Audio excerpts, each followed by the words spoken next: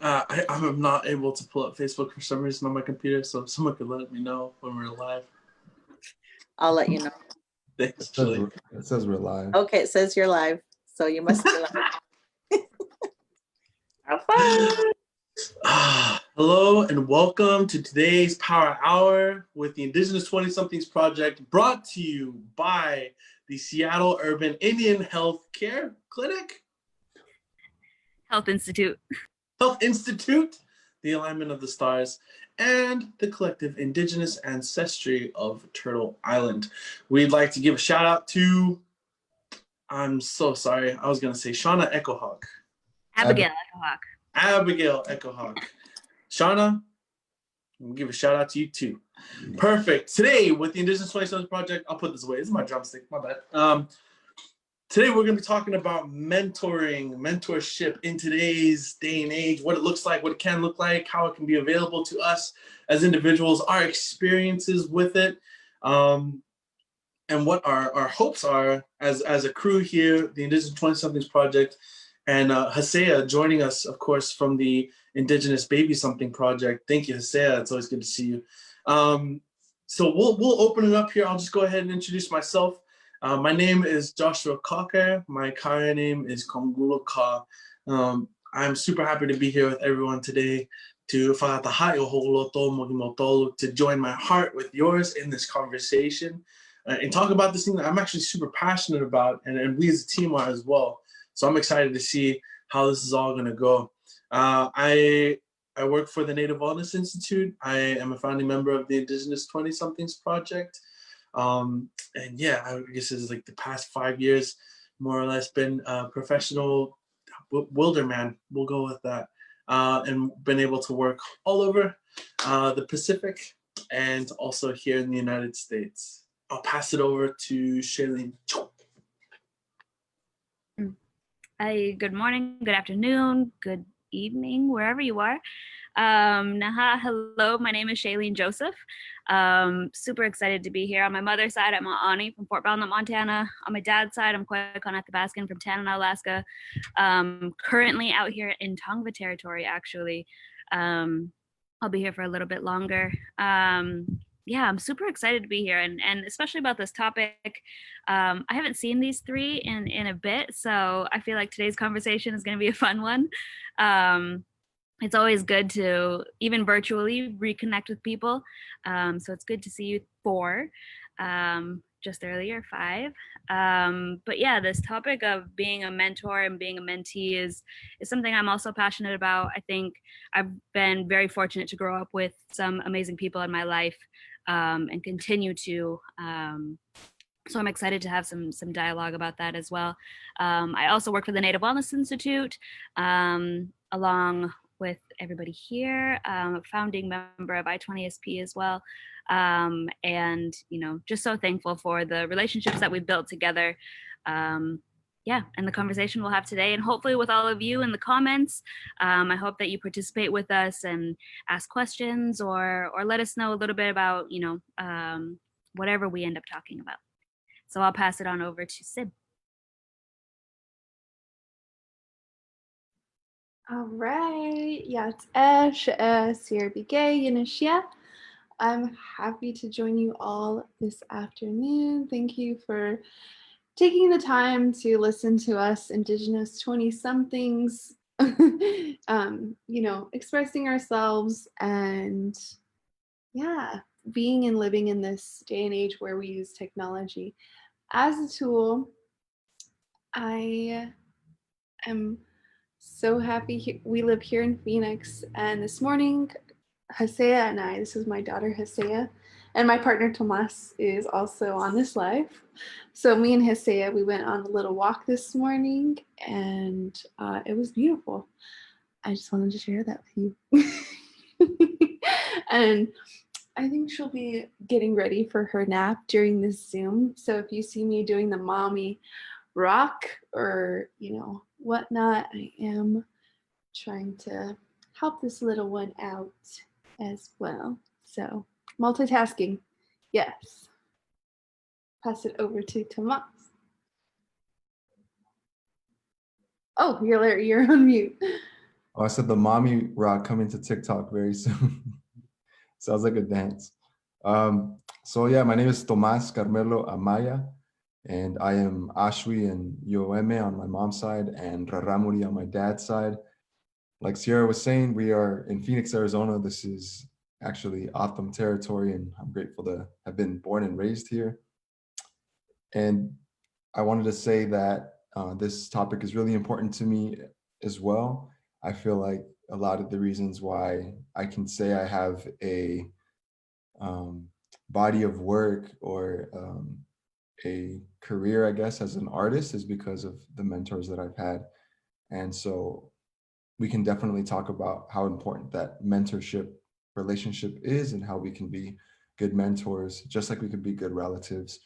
I am a film director, writer, creative director, and also a co-founder of the I-20SP project. So in all those roles, I always think about, you know, what intention I bring and how I'm serving the community. So it's a great honor to be here. Let's keep this moving. Elakwa.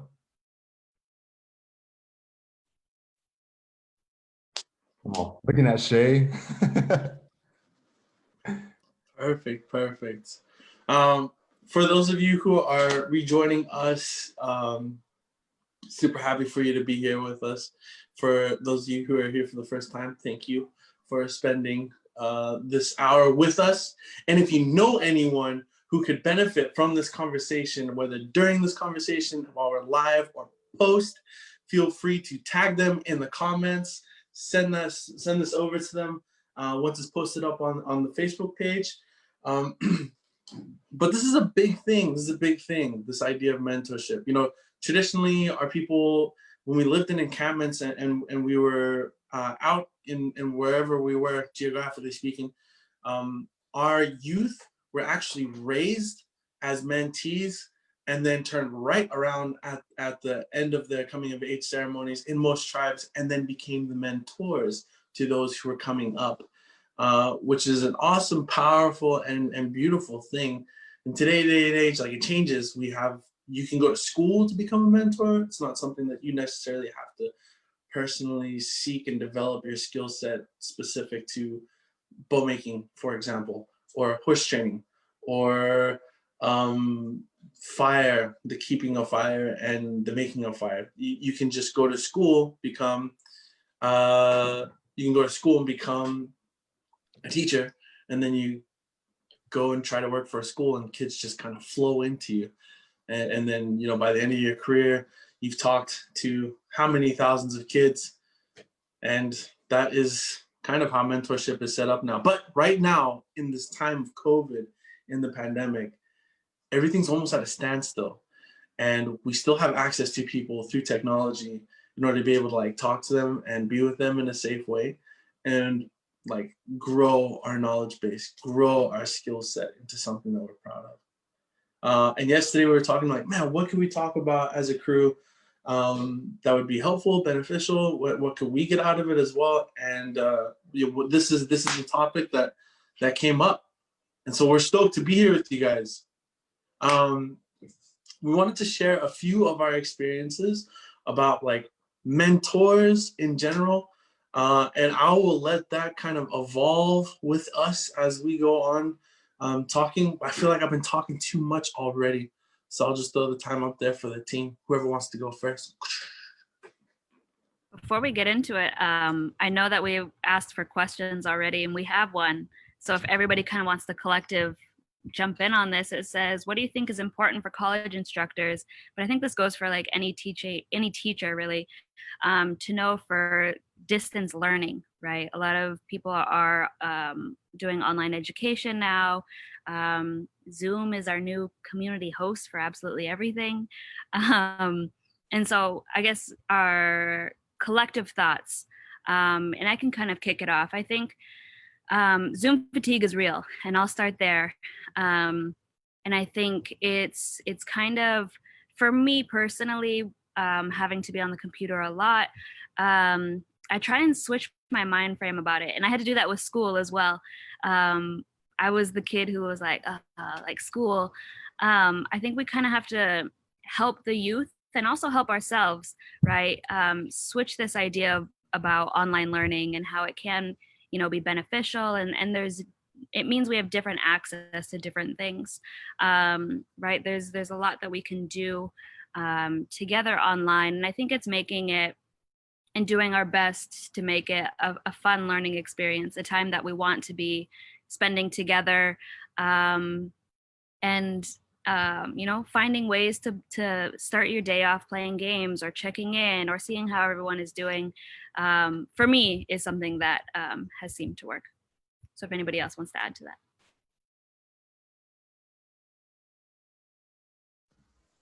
that. I think that's really good advice, Shay.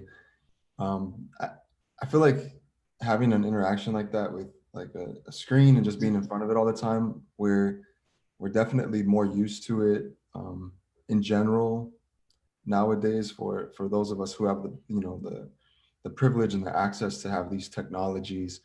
And there's a certain kind of resonance or energy to it that we maybe aren't as aware of all the time, but there's a special type of energy that's related to like this video conferencing.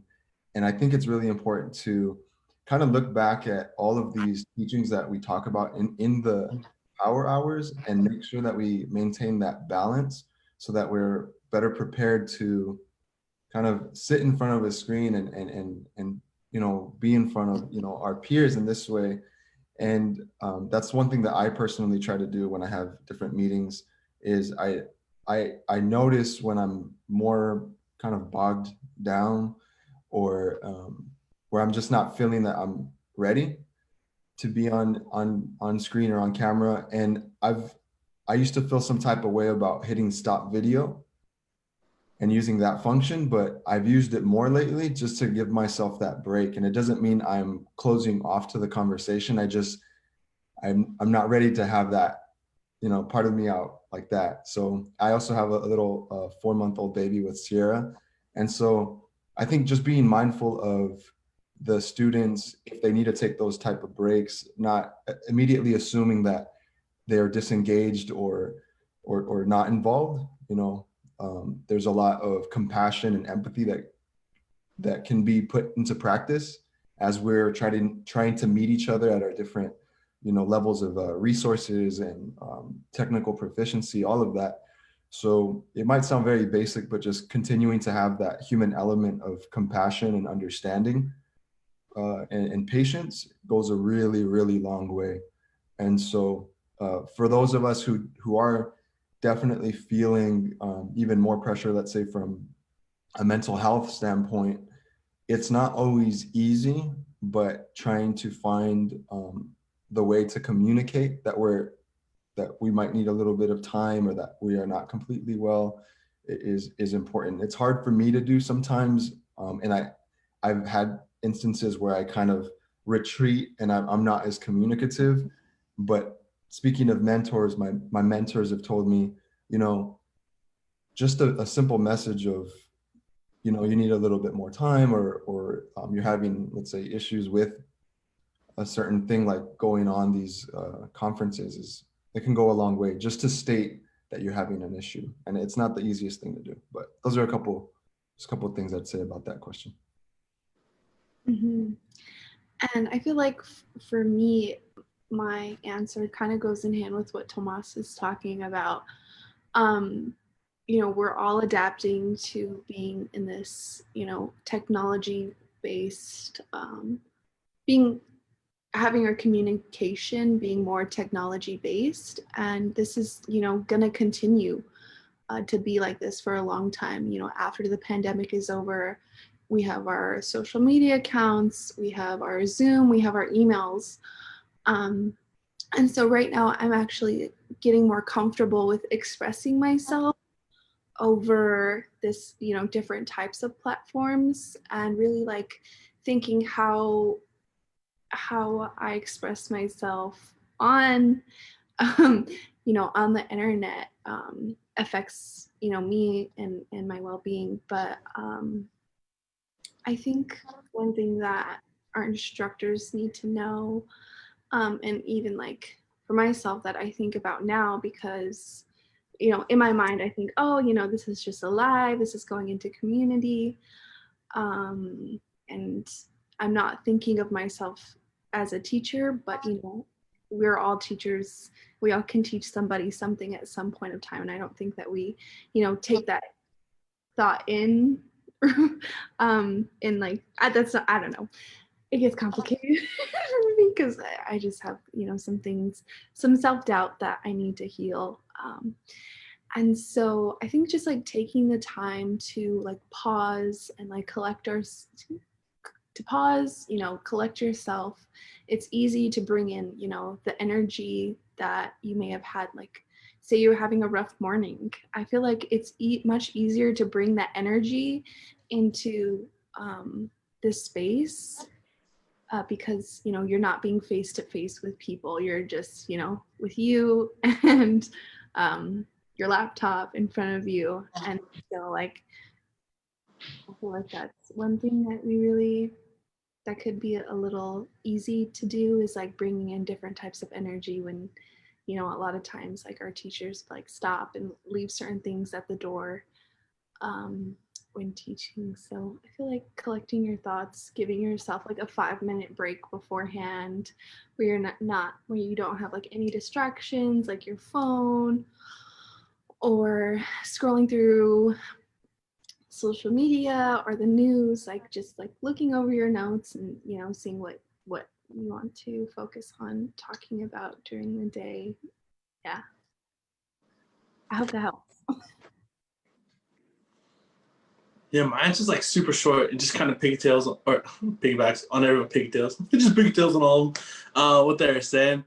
If you think about like at college, you've spent years and years in school and it's all in person, sitting there, very much like student teacher, wherever the teacher may be in relation to the student, like physically, they will shift to match the teacher. And we're taught like, be engaged. If someone's talking to you, look at them in the eyes. But screens, our whole lives have been almost a way to turn off ever since we were kids. Like even if you're sitting at on the couch with your family at home and you're sitting there and you're watching a movie or something, it's okay to pull out your phone, text. It's okay to kind of like talk on the side. It's okay to be disengaged and come back whenever you want. They're still getting the information. Like if you talk to any of the kids, I worked with a bunch of kids in Arizona during like in the wilderness therapy program. They did not seem to engage very much in terms of like eye contact, like centering the body on the other person. And so like physically to me, often it looked like they weren't paying attention. But if you ask them, like a couple of the kids were really good at it, impersonating some of the staff and doing some of the things that just like making fun of them.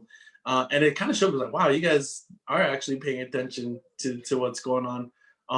It's a little bit different.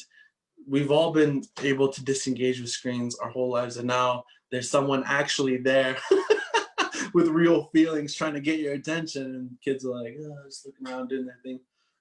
Yeah, my suggestion would be like, if they do feel like they're disengaging, don't take it personal, just carry on. And yeah, they'll come around. In fact, when Shailene and I and Tomas and Sid, when we're working with youth, with the Native Wellness Institute, we tell them, draw if you want to draw, eat if you want to eat, get up, stretch, walk around, do what you want to do. Stay with us, but do what you got to do. So yeah, that's all I got to say. Thank you for the question. Yeah, awesome. If anybody else has any other questions, please let us know. Excuse the crows over here. They're literally right here. I'm gonna pass it. Oh no, I'm not gonna pass the time. Cool. Those are my mentors. Just kidding. Yeah, so today we're talking about being a mentor and being a mentee. I'll talk a little bit just about my experience. I won't take too much time, but I've been really fortunate, growing up that, everything that I know comes from others. I haven't invented anything or, I've been very fortunate to grow up with people who want to share. and my mother being one of those, and the NWI crew, but also my mentors have been not only older than me, but younger than me. I have a 3-year-old niece who has been one of my largest mentors and reminds me so much about life in general. One of the biggest things is, like, more recently is like not taking things so seriously and just kind of reminding myself to just play and have fun, and to live for the moments that we're in. I think mentorship and being mentored and being a mentor is in a big transition time right now. I just got word that my niece is watching this live. Hi, Christine. Right, but this idea of being a mentor and being a mentee in this time of being in a pandemic and being in a revolution, for some areas like the West Coast being in the middle of all of these fires, right? It's an important time, I think. And if I can say anything just from like a sharing perspective, is that take the time if you need it. Take those moments and just breathe, just like we were just talking about just now, about taking those moments and turning your camera off. But I think we're in such different times now that I think, for me, one thing that I've been doing more of is taking those breaks to listen and yes, to listen and to hear what others have to say, even if I know I already disagree, but trying to gain perspective from all angles. From my mentors, some of the best advice I've ever gotten was take the good and leave the bad, right? Take the things that you hold true and leave the rest, but also be able to listen to those things that you're leaving behind and ask yourself, why are you leaving them behind, and what can you learn from those? Yeah, these birds are just kind of going ham, so I'm gonna pass the time over.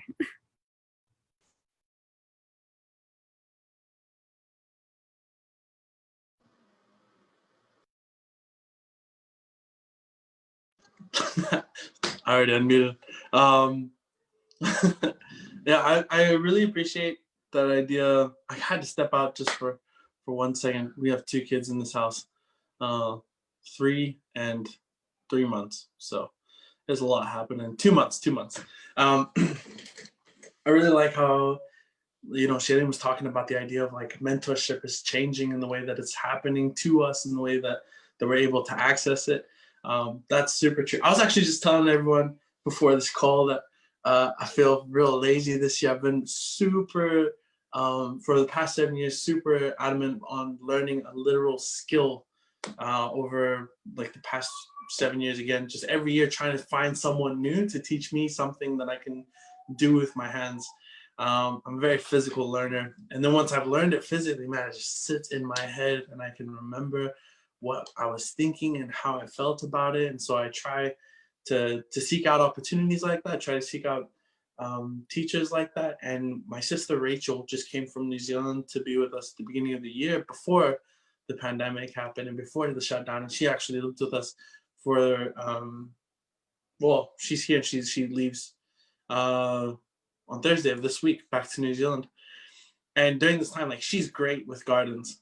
And so she taught us how to garden. So I built the bed, we got the soil, we ended up putting seaweed down the bottom. So Tangaroa is the god of the ocean to our people and the father of all Tongans, which is my dad's people. And so in order to like prepare and be grateful and show our gratitude for the blessings that we're going to receive, we invite Tangaroa to be with us. And so we bring that seaweed here.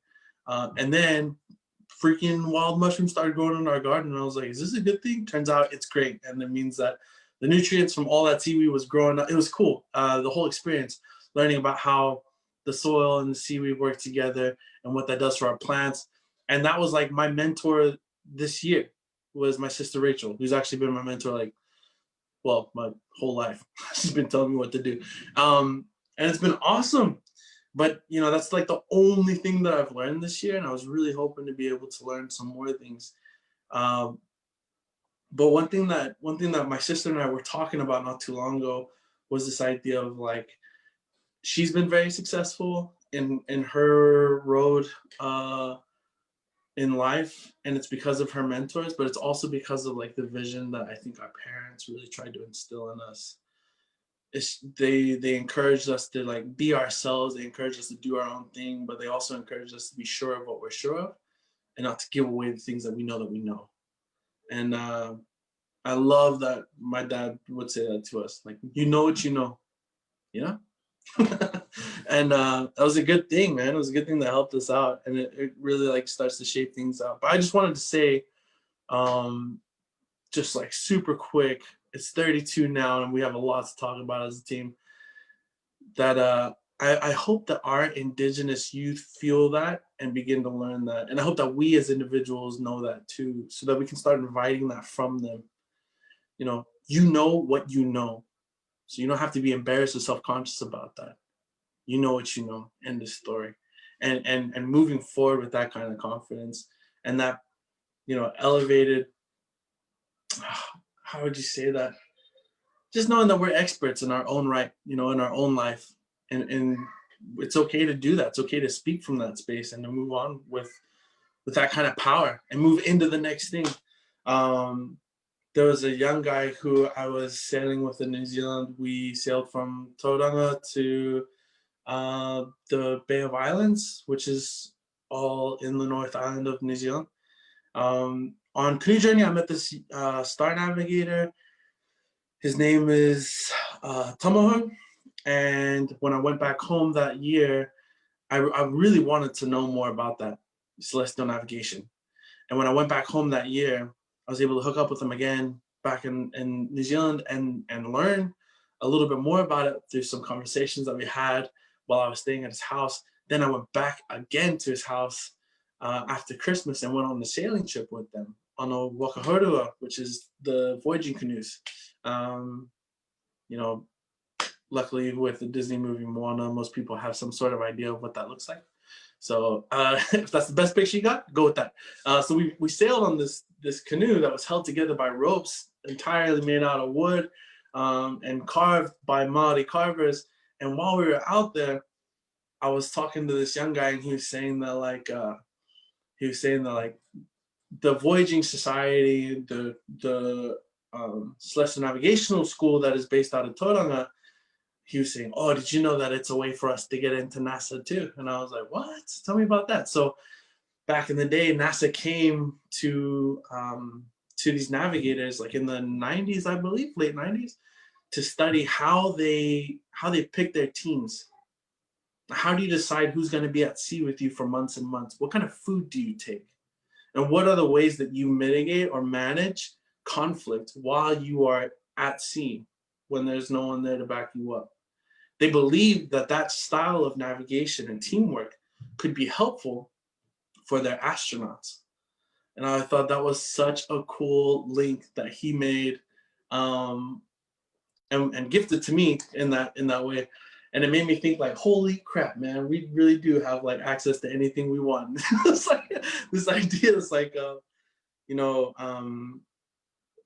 before really the 2000s, horse therapy, equine therapy, wilderness therapy was kind of like out there, hippie kind of feel good thing, but it wasn't something that was sustained by what they believed their science and data could prove worked. But now it is. And that's our way of living. And so I was just like thinking about all this stuff and talking to my sister, and I was like, I freaking hope that our kids, no matter what reservation, city, or part of the world that they live in, like feel and understand this stuff. Like, you know what you know, and what you know is important. And you deserve to have anything else that you want to. And so just like in terms of mentorship and how it's changing, I mean, I don't believe that that's something brand new, but I hope that it is something that inspires a new shift amongst our young people. So I'll pass the time over. I feel like I'm talking a ton today. I'll springboard off of that. Thank you for the good words, Shay and Josh. I think as I heard you speaking, Josh, it made me think of, there's definitely the literal teachings. Like we can apply the teachings literally, like when it comes to navigation and different things. And then there's always like that extra level or that other opportunity to apply it to our lives in really innovative ways. And I feel like ways that our ancestors kind of created a space for. And speaking of, science in a way, as we know it through dominant culture, catching up to indigenous teachings, it's very relevant with these fires. And again, prayers to all our relatives undergoing, these destructive forces of what is climate change, and prayers to all the animal nations, plant nations, and all our relatives.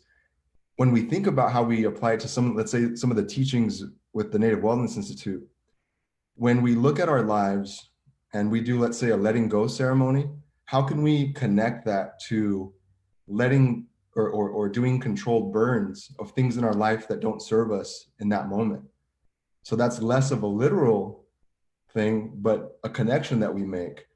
So it starts to really go beyond that literal meaning. And one thing that I personally think about, and I look to in my mentors, one of the things that I'm restoring and connecting is the way that my Ashwi people would farm the land, and how many of our peoples here in the Southwest used very efficient irrigation systems. So there's a saying that says, we tend to follow the path of least resistance. It requires the least amount of work. And so water is going to flow a certain way that it's going to have less, resistance. But when we think about it, when we think about it in terms of irrigation and the knowledge systems and the baskets of knowledge that our ancestors and our current, relatives use to provide for community and to nurture community, we can think about that too in the way that we find mentorship or become mentors. So it's kind of hard sometimes to look for a mentor because it's a path that has some resistance. It requires work. But if we mindfully and respectfully create some of those pathways, waterways, if you will, to then send, energy and resources to that particular part of ourselves that we want to build, then that's where really great opportunity happens. And it really does go both ways. So I encourage everyone to, if you're very passionate about a certain field, let's say it is food sovereignty, who are the people within your community that are already doing work that have created some pathways? And then how can you build upon that? That kind of removes some of that barrier of the kind of resistance, that the work that is required, but it's a great way to kind of have your sight on it. And so for me as a filmmaker, I looked at different people that I looked up to, whether it was my dad, who actually was someone that worked in construction for over 30 years, but also was a sculptor, all at the same time. And I just look at the ways that he incorporates things into his art. And in a way, again, I get that visualization of it's creating these systems in a way that is not destructive to the earth. And we can equate that not destructive to ourselves, but fortifies, these connections that we have to exchange of ideas. And so I really love what you shared, Josh, particularly about how, who would have thought, that the same, principles and teachings that are there in the middle of the ocean are going to apply that to potential, flights into space. And how many of us love Mandalorian and Baby Yoda? I mean, there's a lot of interest in just in space and how we're connected. And I think there's so much to speak of there. But what you were both saying was really triggering those ideas of just creating pathways for yourself and for others, so that the exchange of ideas becomes maybe a bit easier, but you're not completely building it for someone else in a way. because there's something about that experience where you lead, you know, the mentees, or your mentor leads you a certain amount of the way in a mindful, loving way, and then you kind of figure out a part of it yourself, because it's kind of that expression of you are capable, you are able to offer something that perhaps me as a mentor I cannot offer you, and I'm excited to see what you can offer this world and me as your mentor, because of the beauty and the unique opportunity that you have as, you know, part of this creation to gift this world. So those are just a couple of thoughts again.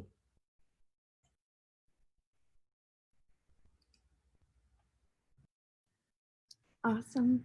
Thank you for sharing, everybody. I feel like right now, like in my life, I'm having a harder time of like expressing myself, because I am a young person that is affected by social media, and a lot of our young people, our young girls, are affected by like and worried about what people think of them. And so you know, a lot of our younger people are being educated on and influenced by people through social media. And so I just want to talk about how social media right now is a really big part of the cycle of learning new information. And me as a young person, like understanding that I should be putting out more healthy expressions for our young girls and our young boys. You know, when I think about social media, I think that, you know, pictures and whatnot, but we really need to be thinking about our youth when talking about mentorship. For me personally, this is what I feel. I just want to talk about, so this month, I believe it is this month. This month is Suicide Awareness Month. And I just want to talk about our rates right now. I pulled it up. So our suicide rates among our Indigenous people in the United States is up 33%. And then, unfortunately, our women is up 139%, which is, you know, heartbreaking. And it really goes in hand with talking about MMIW and also just the amount of sexual assault that happened to our young girls and women. And so, you know, why I bring this up is because when talking about, I feel like there is this space where we really need to be, where I feel like I need to be more active and putting out, you know, my own words and expression for healing, because you know, our young people need us right now more than ever.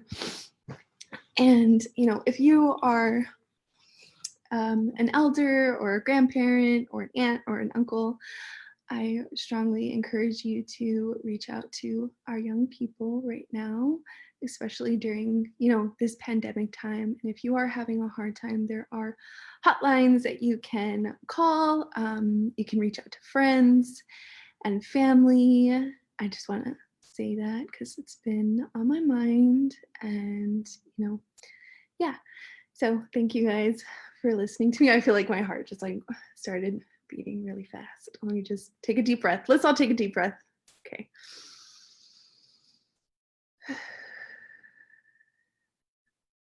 Okay. Thank you guys for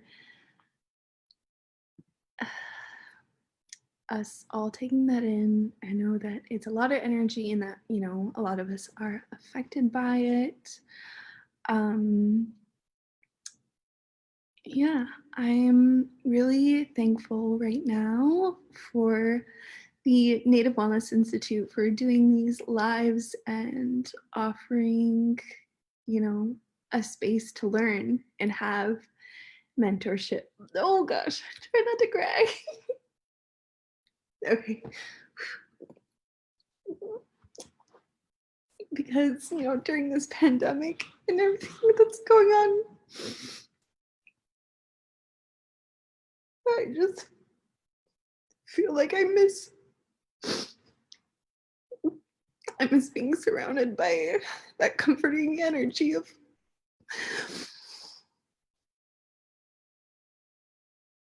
our elders and our older people that, oh god, sorry. I need a second.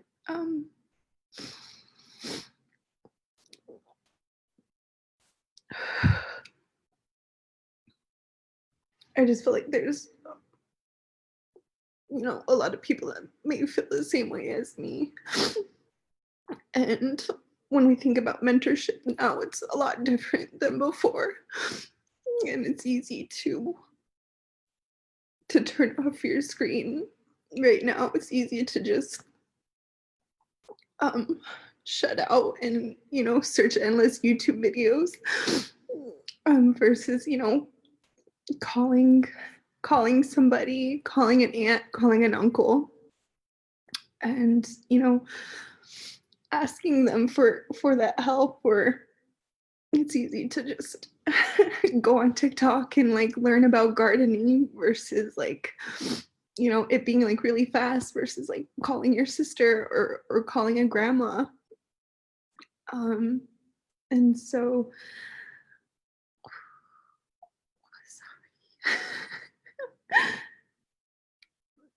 yeah, this whole pandemic is pretty crazy, and I obviously need to reach out to more people because it's got me so choked up. And I'm a really big, community-based person, and I love expressing myself and joking. And so I want to do better for our girls by expressing myself through this technology platform. And I feel like my own insecurities get in the way of it. And I feel like that's the same with a lot of our older people that have a lot to give is, they feel like the different steps or technology can be difficult for our older people. And so it's a learning journey, and I'm happy to be a part of it. And sorry for crying. And this is Isaiah, and she's taught me so much, and I'm happy to be mentored by her. And I hope to do my best expressing myself and expressing what I know to a bunch of our girls and boys that are out there. Yeah, thank you guys. Sorry that went really well, I think. That was awesome, Sib. Thank you. Oh man, way to bring it home, Sib. That's perfect. That's true. Right at the beginning when we were talking about all this, trying to catch hold of this idea that only the best things in life are meant for us as people. And that's why we're here. That's why Creator gives us breath. That's why our first mother, the planet that we live on, has chosen its purpose to be our success during this time. Even during a pandemic, even when there's climate change going on, these trees continue to breathe for us. Those oceans continue to breathe for us. Our animal relatives continue to invite us to learn from them. And it's a beautiful thing. It's a beautiful thing. Oh man, yeah, I definitely feel that too, Sib. I mean, with a new baby girl and a young baby boy, it's we better nail this thing, dude, because I went to school with a lot of crap heads, like middle school and high school, and I really hope that my kids don't turn out like that. So we need good mentors. Definitely need good mentors. I just want to say just a couple more things before I pass it off. It'll probably be like last closing remarks. But I want to just applaud everyone for the work that you're doing and the people that you are. I want you to know that I'm actually a really big fan of your work, and I'm glad that you joined us today, or whatever day you're joining us on now.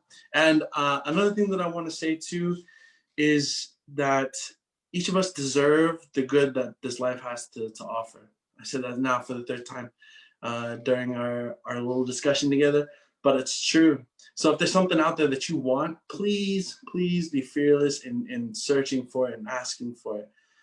Me personally, I mean, I waited until I was like 23 to start asking about credit. I never learned about that in my house. And so like the whole adulting part with like credit and finances, man, that took a while. But you know, on the flip side, growing up, I did have a lot of like traditional mentorship and understanding our people's ways. We need both in this life. We need both in this life. So just one more word of encouragement, you know, to all of us. We all have room to grow and things that we can learn. And right now we have the time to do it. And if you have something good inside, which all of us do, we should be seeking to gift that away to be able to uplift the people. Because when one is made strong, we all are better for it. And so I just wanted to put that out there. And you know, say all these things in I guess in honor of those who gave things to me. Like Shailene said, there's actually a teaching where I come from, and it's that everything that we have in our has come to us by someone or something else, from the language you speak to the body we have, and even the air that we breathe. So we talk about honoring all our relations. It's knowing what things give us like certain gifts, and then honoring those things because of the gifts that we receive. And so, yeah, I just wanted to say that. And I'll pass it on over to Shailene and Tomas. Thank you for being with us. Ooh, I'm gonna go really quick while I have this like quiet for a second.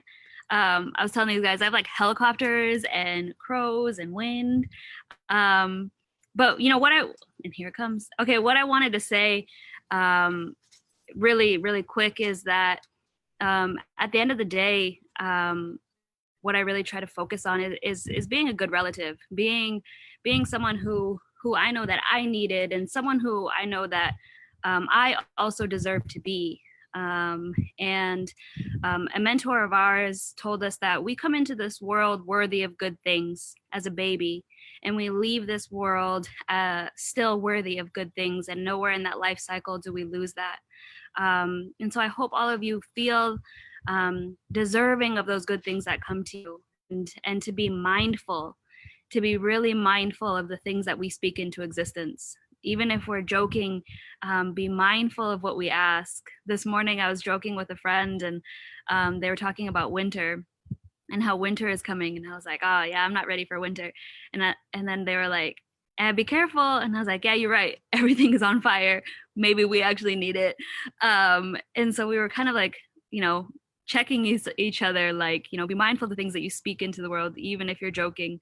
But when you speak good things into your life, accept them when they come, because you are worthy of those things. And you know, life in general can be its own mentor, and don't feel the pressure of you know, I need to be a good mentor, so I need to do these things. You know, live your life, and it will come, you know, as life gives it to you. And the mentors that we have in our lives, you know, give them love and thank them, have gratitude.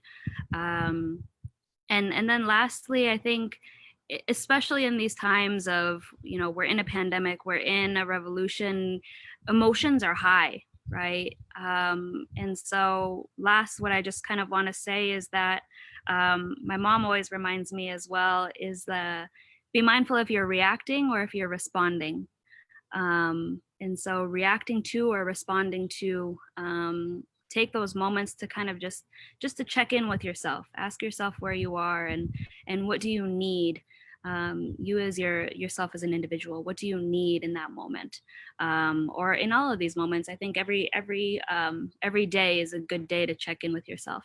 And so before I pass it to Tomas, thank you all for joining us. I have a lot of gratitude for all of you. And like Josh had mentioned, I hope that you feel worthy of these good things that are coming to you, because so much in this world is working in your favor. And so thank you all. Tomas. Hey, thank you, Shay. Right now, I want to take a moment to do one of the expressions that I learned in the Pacific Northwest, and that is, if we can all just raise our hands like this, just to give thanks.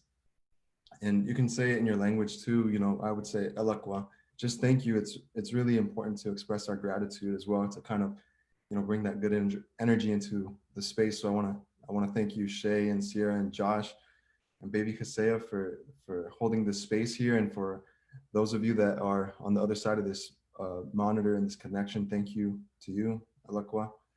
And I really appreciate my partner Sierra for opening up the way she did. I think even in relationships, that mentorship and mentee in a healthy relationship goes back and forth all the time. And so I'm constantly learning from her, and as Shay was saying, learning from even from our little baby. And one thing that kind of ties into what Sierra was saying, and I think it's just as important as the memes that she shares with me and the Indigenous TikTok that we watch. We watched a documentary called Social Dilemma, and I'm not a filmmaker on that project, nor am I necessarily endorsing it. I would just encourage you to watch this film on Netflix if you have that access or a way to see it, just to give more perspective. And I want to tie that in because it's really important in that we understand that we are learners, lifelong learners. My mentor, my uncle, would say, never become a learned person in the sense of everything. Really understanding that you are constantly learning is key in you being prepared or well for your nation and for the world. And I like what Shay said about the pressure of it. As she said, let it come as it needs to.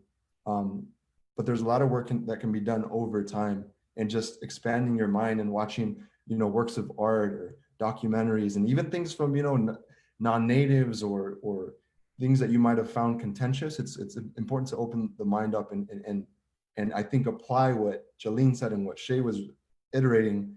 Let's watch some of the things that we might find to be contentious and see if we react or respond, and how do we respond. And all of this is important because when there's questions that come up, let's say from our mentees or from our mentors, we'll be better prepared because we've put in the work to think these through and have a good response. So that being said, I just want to say thank you again to the Seattle Urban Indian Health Institute, and a big shout out to Abigail Echohawk as well for all the love in sponsoring this particular Native Power Hour. Thank you again to the Native Wellness Institute, to all the leadership, the board members, to all our I-20SP fam, to everybody logged on right now watching this, and just shout out to all the real ones. I love you. Thank you. Elakwa. And I think that's it. Thank you all for coming. Sib, you have any last goodbyes? I just want to say thank you to everybody in the comments that gave each and every one of us love and energy, and shared your time over this in this Facebook Live. And thank you, Isaiah. Yeah. And come back tomorrow. I think tomorrow is Uncle Gene. Yes. We'll see you guys next time.